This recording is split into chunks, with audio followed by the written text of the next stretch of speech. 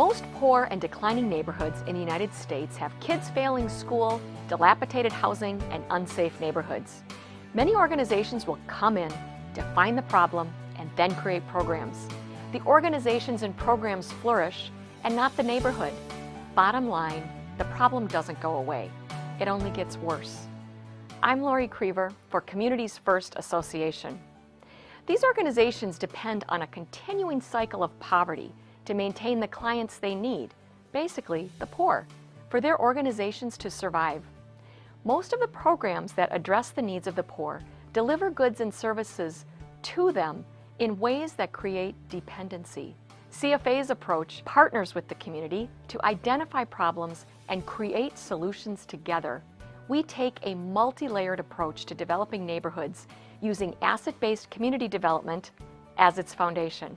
Asset-based community development is a model that works with neighbors to identify needs that the neighborhood is willing to take on itself. This model starts with community leaders creating habits of community listening.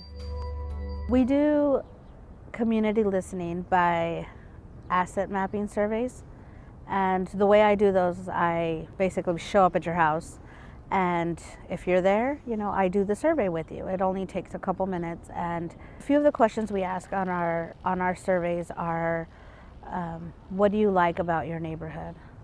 What can you change about your neighborhood? What assets do you have that you are willing to share with others? When residents share their time and talents, when they come together to address both immediate and future needs, when they start naming and changing the systems that perpetuate poverty, neighborhoods are remarkably transformed. Organizations partner with CFA to hire community connectors to conduct the ABCD activities like community listening and asset mapping. Connectors are the point people for ABCD work in the neighborhood. These individuals are frequently from the neighborhood, although occasionally relocate into the neighborhood to conduct the work. Sometimes they are single moms, former gang members, or college students, all of whom are passionate about their communities. The biggest accomplishments that I've seen in the neighborhood is definitely building genuine relationships with neighbors and being kind of a family. I can go over to meet them at their house, or they feel welcome enough to come into my place, and just exchanging life together. And being a community fellow has been rewarding. It's working together with my neighbors. So I'm hoping that wherever I go, wherever God takes me, I will be able to use these things, these tools that I've learned here. Some of the work that the community fellows do is seeing neighbors start to meet together to address community problems like crime or gang violence, that type of thing. They also work with under-resourced youth by doing neighborhood after-school programs and teen Bible studies, and Communities First Association helps support all of that work. CFA assists in the training of the community-based partners and community connectors to further the level of development within each neighborhood over a period of years. ABCD is a consistent platform for good leadership practices. A transformed community contains 7 key attributes: shared vision, sense of community, ownership, leadership, resources, knowledge, and skills, ongoing learning, and shalom, creating peace and wholeness within individuals and the neighborhood overall. CFA works with community-based organizations, or CBOs, around the country from rural Maine to Los Angeles.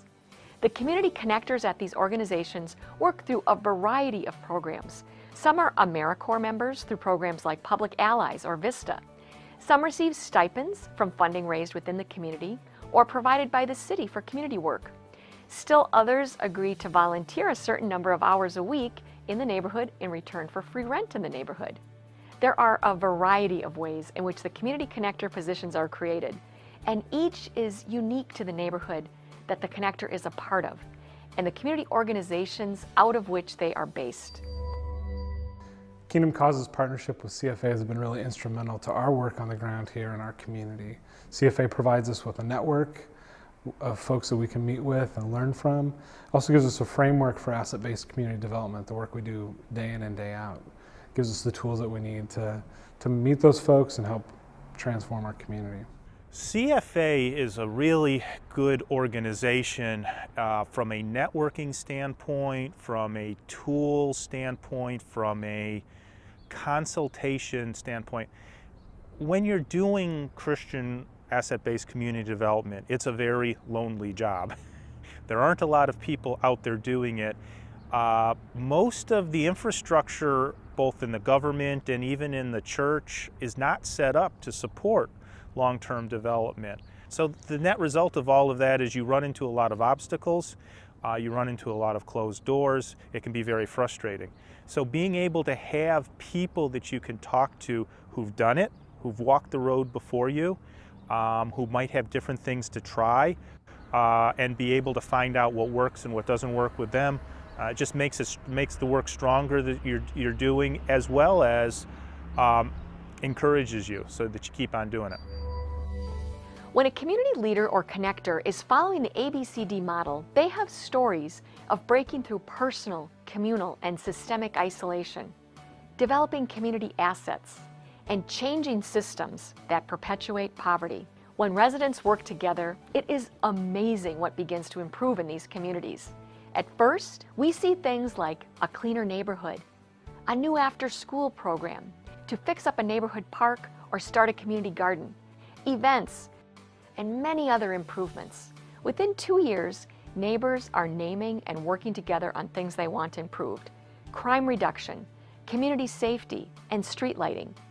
In later years, this includes larger issues like improved education, zoning changes, reducing homelessness, and much more.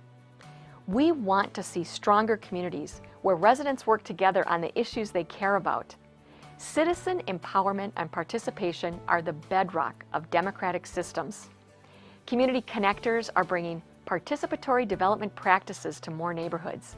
They listen, connect, and step back so that the neighborhood can work together to address their problems.